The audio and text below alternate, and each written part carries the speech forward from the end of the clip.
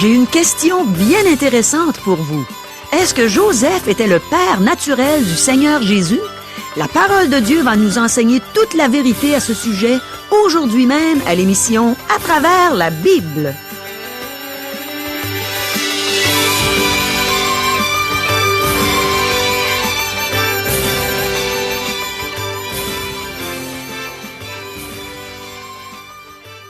Chers auditeurs, pour en savoir davantage sur le contenu de cette émission, vous pouvez contacter en tout temps Radio Espoir via Internet à www.radioespoir.ca ou par téléphone, sans frais, au 1-877-l'Espoir, 1-877-537-7647.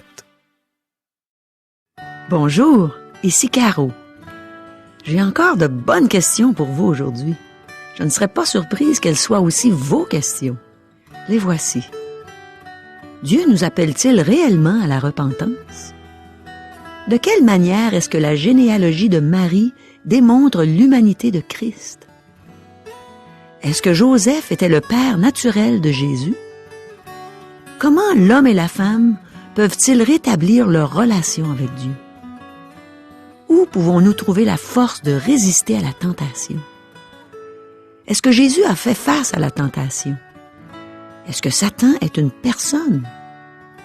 Que signifie le mot « tenter » ? La Bible enseigne-t-elle que Jésus n'a jamais péché?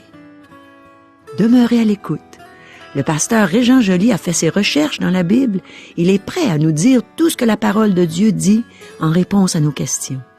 Demandons à Dieu de toucher nos cœurs par cet enseignement. Prions. Ô Seigneur, oui, on désire que tu touches nos cœurs par ton enseignement aujourd'hui. On désire que tu transformes nos vies. Ta parole est toute puissante. Transforme-nous à travers elle. Amen. À toi, Régent. Merci, Caro. Chers amis, à la dernière émission, lorsque nous nous sommes laissés au verset 8 du 3e chapitre de l'Évangile selon Luc, Jean-Baptiste exerce son ministère public. Il appelle le peuple de Dieu à la repentance. Débutons notre lecture. L'Évangile selon Luc, chapitre 3, verset 9. Déjà, même la cognée est mise à la racine des arbres. Tout arbre, donc, qui ne produit pas de bons fruits, sera coupé et jeté au feu. À cette époque, un arbre qui ne portait pas de fruits était inutile, et on en faisait du bois pour la cuisson. Jean le Baptiste, n'a jamais parlé de l'amour rédempteur de Dieu. Il fut plutôt appelé à avertir le peuple au sujet d'un jugement imminent. Cependant, l'appel à la repentance est aussi un élément du message que Dieu nous demande de transmettre aujourd'hui. La nation d'Israël n'a pas produit de fruits spirituels, et elle devra faire face à un jugement. Jésus donne le même avertissement à son Église. Tout arbre qui ne porte pas de fruits sera coupé et jeté au feu. Versets 10 et 11. La foule l'interrogeait, disant, « Que devons-nous donc faire? » Il leur répondit, « Que celui qui a 2 tuniques partage avec celui qui n'en a point, et que celui qui a de quoi manger agisse de même. » Jean reproche clairement aux gens de ne vivre que pour eux-mêmes et de ne pas partager leurs biens avec leurs prochains. Versets 12 et 13. Il met aussi des publicains pour être baptisés, et ils lui dirent, « Maître, que devons-nous faire? » Il leur répondit, « N'exigez rien au-delà de ce qui vous a été ordonné. » Les publicains étaient des collecteurs d'impôts reconnus pour leur avarice. Cependant, ils sont venus à Jean et se sont tournés vers le Seigneur plus tard. Verset 14.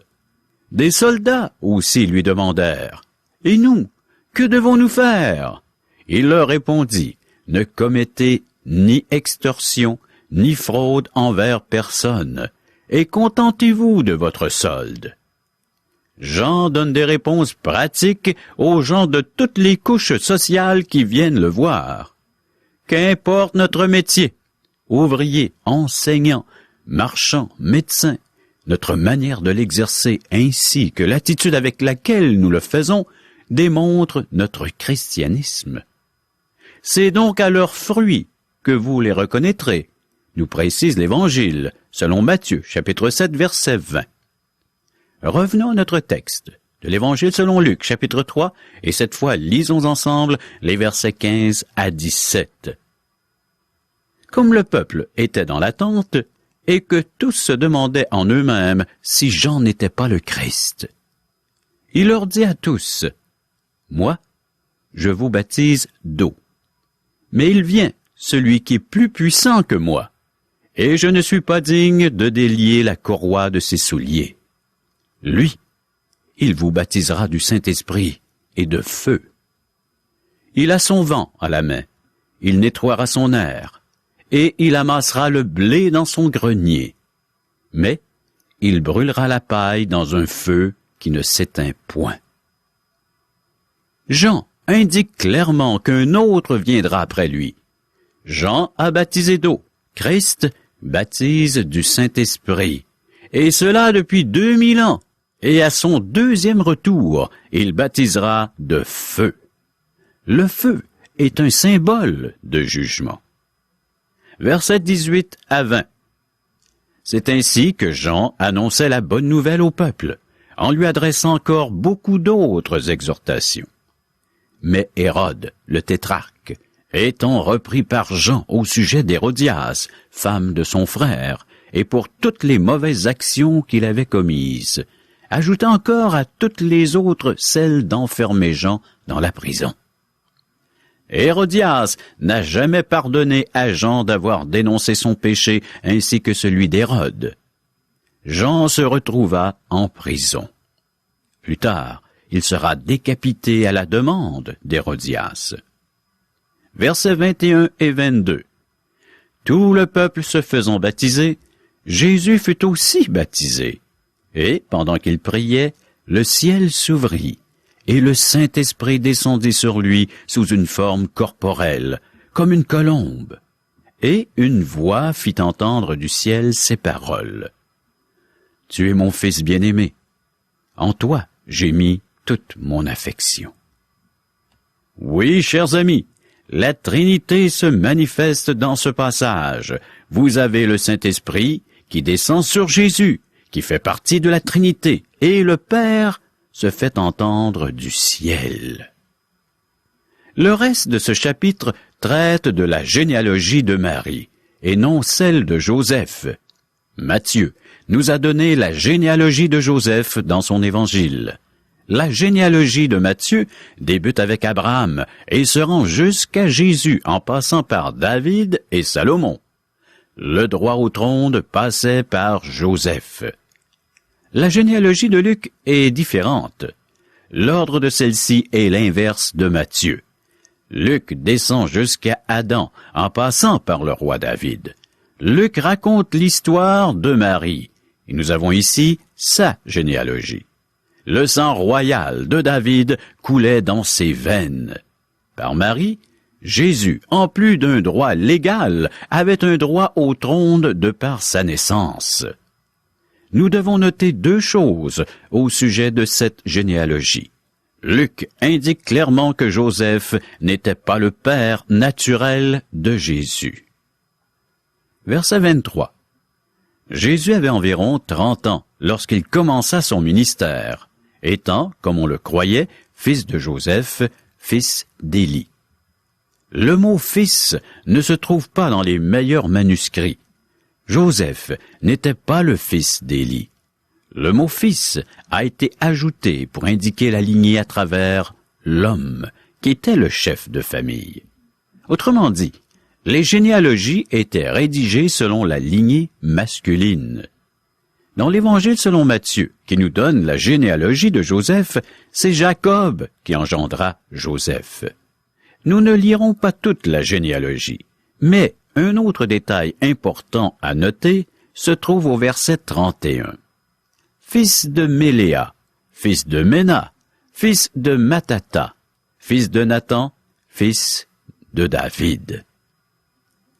L'évangéliste Matthieu retrace les ancêtres de Christ en passant par le roi Salomon, fils de David. Il suit la lignée royale, tandis que Luc trace la lignée de Christ à travers Nathan, un autre fils de David. Le sang de David coulait dans les veines de Marie. Jésus-Christ est le fils de David. Luc présente Jésus-Christ comme étant le Fils de l'homme et le Sauveur du monde. Sa lignée ne s'arrête pas à Abraham, mais remonte jusqu'à Adam qui fut le premier fils de Dieu. Cependant, il fut déchu au moment où il pécha. Jésus-Christ, le dernier Adam, et Fils de Dieu, est venu afin de ramener les humains à une relation intime avec Dieu. Cette relation intime qu'Adam a perdue. Cette relation se rétablit par la foi en Jésus-Christ seul. Je vous invite à lire le reste de la généalogie de Luc par vous-même et de la comparer à celle de Matthieu qui se trouve au premier chapitre de son évangile. Maintenant, chers amis, nous passons à la tentation de Jésus, c'est-à-dire au chapitre 4 de l'évangile selon Luc. Lisons les 2 premiers versets. Luc chapitre 4, versets 1 et 2. Jésus, rempli du Saint-Esprit, revint du Jourdain, et il fut conduit par l'Esprit dans le désert, où il fut tenté par le diable pendant 40 jours. Il ne mangea rien durant ces jours-là, et, après qu'ils furent écoulés, il eut faim. Nous avons ici davantage une épreuve que Christ doit passer plutôt qu'une véritable tentation. Matthieu, Marc et Luc relatent cet épisode, mais pas l'apôtre Jean qui nous présente Jésus comme étant le Fils de Dieu et qui met l'accent sur sa divinité. Les autres évangélistes s'arrêtent davantage sur son humanité. Comme homme, Jésus fut tenté. La généalogie du chapitre précédent dit fils d'Énos, fils de Seth, fils d'Adam, fils de Dieu. Le verset 38 de Luc chapitre 3. La généalogie de Marie retrace les ancêtres de Jésus jusqu'à Adam. Étant fils d'Adam, Jésus fait partie de la race humaine. Il fut tenté comme nous tous, mais il ne pécha point. Des ténèbres profondes et épeurantes entourent la tentation de Jésus qui demeure mystérieuse jusqu'à un certain point. Jésus était entouré de forces diaboliques invisibles. Il était entouré de la puissance des ténèbres et de la destruction. Il a fait face aux mêmes problèmes que toute l'humanité et il a acquis une victoire pour vous et pour moi. Nous devons tenir compte de certains éléments en examinant la mise à l'épreuve de Jésus. Le texte nous dit que Jésus était rempli de l'Esprit. Comme homme, le Fils de Dieu avait besoin de l'Esprit pour faire face à la tentation. Mes amis, nous ne pouvons pas tenir contre les tentations du monde sans l'aide de l'Esprit de Dieu. Dans l'Épître aux Romains, chapitre 7, verset 21, l'apôtre Paul nous dit « Je trouve donc en moi cette loi. Quand je veux faire le bien, le mal est attaché à moi. N'est-ce pas l'expérience que nous vivons tous ?» Paul continue « Car, chose impossible à la loi, parce que la chair la rendait sans force. Dieu a condamné le péché dans la chair, en envoyant à cause du péché son propre Fils dans une chair semblable à celle du péché. Et cela afin que la justice de la loi fût accomplie en nous qui marchons, non selon la chair, mais selon l'Esprit. » Romains chapitre 8, versets 3 et 4. Et dans la lettre de Paul, adressée aux Galates, chapitre 5, verset 16, Paul conseille « Je dis donc, marchez selon l'Esprit, et vous n'accomplirez pas les désirs de la chair. » Chers amis, nous avons besoin du Saint-Esprit. Dans Deutéronome, chapitre 8, verset 2, Dieu a dit aux Israélites, « Souviens-toi de tout le chemin que l'Éternel, ton Dieu, t'a fait faire pendant ces 40 années dans le désert, afin de t'humilier et de t'éprouver, pour savoir quelles étaient les dispositions de ton cœur, et si tu garderais ou non ses commandements. Autrement dit, Dieu a mis les Israélites à l'épreuve. Dieu ne tente jamais personne au mal. Le texte nous dit que c'est le Saint-Esprit qui a conduit Jésus dans le désert. Jésus-Christ n'a pas cherché à être tenté. Même au mont des Oliviers, il a prié en disant, « Père, si tu voulais éloigner de moi cette coupe. » Luc chapitre 22, verset 42. Jésus fut mis à l'épreuve pendant les 40 jours qu'il fut dans le désert. Il ne fut pas tenté seulement à la fin. Luc nous dit simplement qu'il avait faim au bout de 40 jours de jeûne. De plus, Satan a encore tenté Jésus pendant son ministère public. Satan a fait un ultime effort au jardin de Gethsémani. D'ailleurs, nous lisons au verset 13.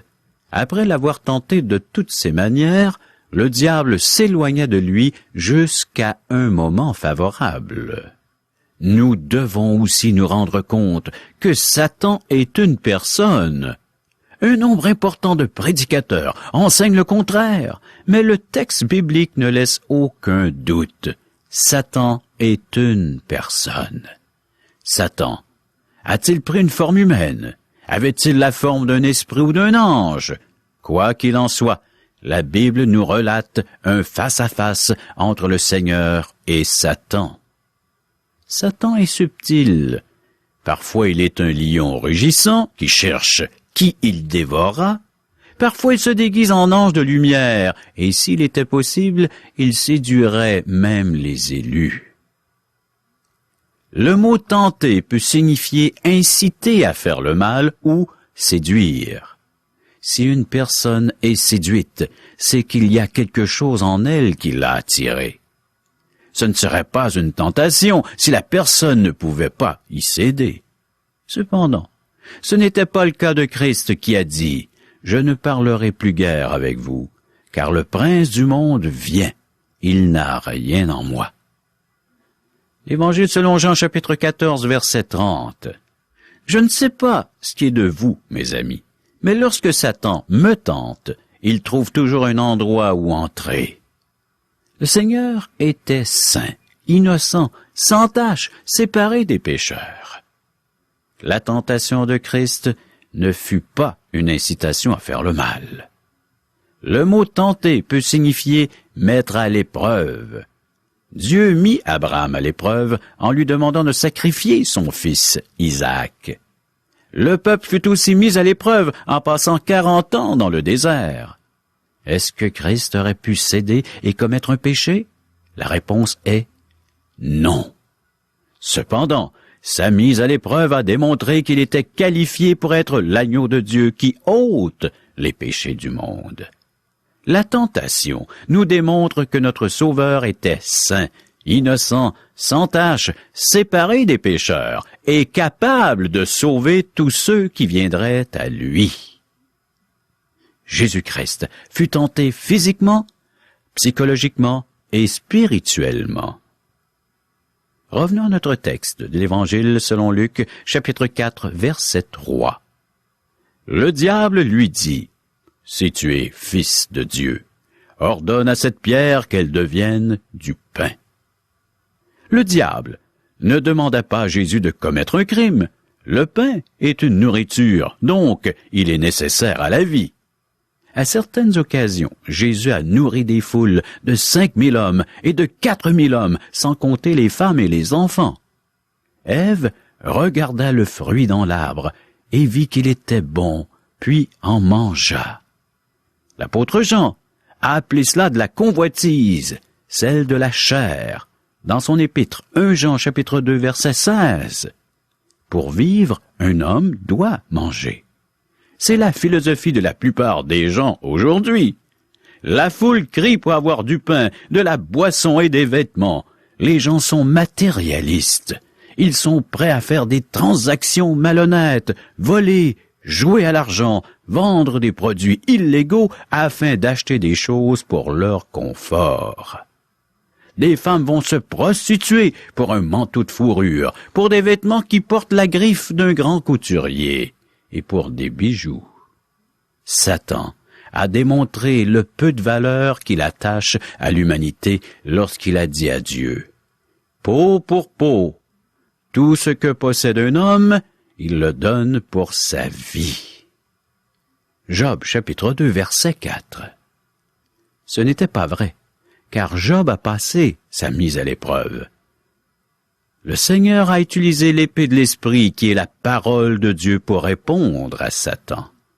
Lisons le verset 4. Jésus lui répondit, il est écrit, « L'homme ne vivra pas de pain seulement. » Puis ce fut la tentation psychologique, versets 5 à 8. Le diable, l'ayant élevé, lui montra en un instant tous les royaumes de la terre et lui dit, « Je te donnerai toute cette puissance et la gloire de ces royaumes, car elle m'a été donnée, et je la donne à qui je veux. Si donc tu te prosternes devant moi, elle sera toute à toi. » Jésus lui répondit, « Il est écrit, tu adoreras le Seigneur, ton Dieu, et tu le serviras lui seul. » Ici, Satan fait appel à ce que Jean a appelé la convoitise des yeux. Dans le paradis terrestre, Ève a regardé le fruit défendu, et elle a vu qu'il est agréable à la vue. Satan conduit Christ sur un lieu élevé, il lui a montré tous les royaumes de la terre, et les lui a offerts.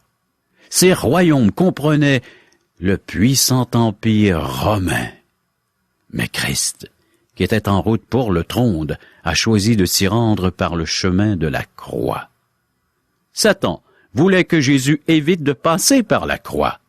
L'apôtre Paul a écrit, « Car la prédication de la croix est une folie pour ceux qui périssent. » 1 Corinthiens chapitre 1er verset 18. Prendre le chemin de la souffrance, alors que Satan offre puissance et richesse, semble de la folie. Maintenant, laissez-moi vous dire quelque chose qui peut vous étonner. Essayer de construire un royaume sur terre sans Christ est une œuvre satanique. Il n'y a que deux maîtres, le Seigneur Jésus et Satan. Si vous ne servez pas Jésus-Christ, alors vous servez l'autre maître. L'apôtre Paul a dit, « Car je n'ai pas eu la pensée de savoir parmi vous autre chose que Jésus-Christ, et Jésus-Christ crucifié. » 1 Corinthiens chapitre 2, verset 2. Finalement, le Seigneur fut mis à l'épreuve dans le domaine spirituel. Les versets 9 à 13. Le diable le conduisit encore à Jérusalem, le plaça sur le haut du temple, et lui dit, « Si tu es fils de Dieu, jette-toi d'ici en bas, car il est écrit, « Il donnera des ordres à ses anges à ton sujet, afin qu'ils te gardent, et ils te porteront sur les mains, de peur que ton pied ne heurte contre une pierre. » Jésus lui répondit, « Il est dit, tu ne tenteras point le Seigneur ton Dieu. » Après l'avoir tenté de toutes ses manières, le diable s'éloigna de lui jusqu'à un moment favorable. Pourquoi Jésus fut-il soumis à une épreuve si difficile? Simplement afin de démontrer que vous et moi avons un Sauveur sans péché. Oui, chers amis, Jésus est le seul qui est capable de nous sauver. Chers amis, prochaine émission, Luc 4, versets 14 à 43. Merci, Régent. Eh bien, Christ est venu sur cette terre pour rétablir notre relation avec Dieu. Je suis toujours épatée de voir combien Dieu aime sa créature. Il est évident que si Dieu veut rétablir notre relation avec lui, c'est que nous, on s'est éloignés de lui. Et bien sûr, c'est le péché qui nous éloigne de ce Dieu saint.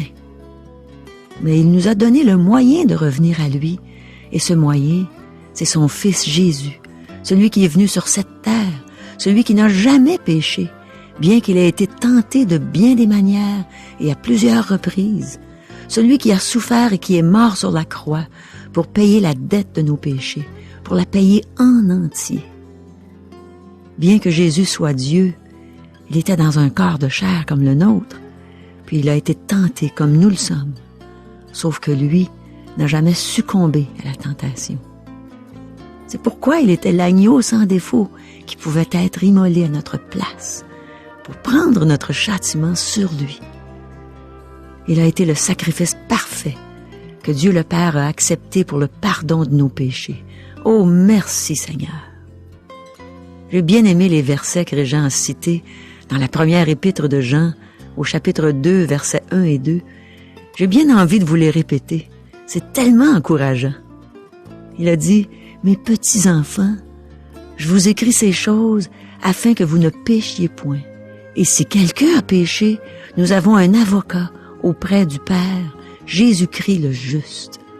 Il est lui-même une victime expiatoire pour nos péchés, non seulement pour les nôtres, mais aussi pour ceux du monde entier. » C'est pas rassurant, ça, de savoir qu'on peut compter sur Jésus, quelles que soient nos circonstances. Mais pour qu'il soit notre avocat, pour qu'il puisse plaider notre cause devant le Père, il faut premièrement qu'il devienne notre sauveur. Mon ami, Jésus est-il ton sauveur? Est-il ton Seigneur? Je ne peux pas répondre à ta place. Mais toi, tu sais si tu as pris la décision de recevoir le pardon de Dieu pour tes péchés et le don gratuit de la vie éternelle. Si ce n'est pas encore fait, il est temps aujourd'hui même de te repentir, de te détourner du chemin du péché pour emprunter le chemin qui mène au ciel, au royaume de Dieu, où tu pourras vivre éternellement dans la présence du Seigneur. En ce moment, demande à Jésus de te sauver. Demande-lui le don gratuit de la vie éternelle. Il veut te le donner. Reconnais que tu ne peux pas te sauver toi-même, que tu as besoin de son sacrifice à la croix pour le pardon de tes péchés. Invite Jésus à entrer dans ton cœur. Dis-lui, je t'accepte comme sauveur, comme maître de ma vie. Dis-lui, sauve-moi, Seigneur. Il va le faire. Il est fidèle et juste pour pardonner à tous les pécheurs repentants. Repens-toi et accepte Jésus pour ton sauveur en ce moment. Tu ne sais pas si tu vas vivre demain. Tu as besoin de lui maintenant. Tu as besoin de cette assurance que quand tu vas mourir un jour, tu vas aller au ciel. Tu vas être dans la présence de celui qui t'aime comme personne. Chers amis, ces émissions, ces messages suscitent en vous des questions, des réflexions? Vous aimeriez en recevoir les réponses? On veut recevoir vos appels. Ça nous intéresse vraiment d'entendre vos réflexions. Nous avons une équipe toute prête à les recevoir. Ce sont des gens qui connaissent la parole de Dieu. Ils vont vraiment vous renseigner sur tous les points que vous voulez savoir concernant la Bible, tout ce qu'on peut lire dans les Saintes Écritures. Ces gens sont disponibles 24 heures sur 24. Ce sont des gens bien engagés. Ils attendent vos appels. Appelez-les, vous ne serez pas déçus, c'est certain. Oui, toi qui vis avec ce questionnement, ne sois pas gêné. Fais-le. Rejoins ces gens qui sauront t'aider. Tu as besoin d'amour. Il y a juste Dieu qui peut te le donner. Et c'est à travers ces gens qu'il va te communiquer cet amour. Appelle. Appelle maintenant. Voici nos coordonnées. Par téléphone. 1-877-L'Espoir. 1-877-537-7647. Et à notre adresse courriel www.radioespoir.ca et à l'adresse postale Radio Espoir, casier postal 34 143, Charlebourg, Québec, G1G 6P2. Bonne fin de semaine et à lundi. Bye bye.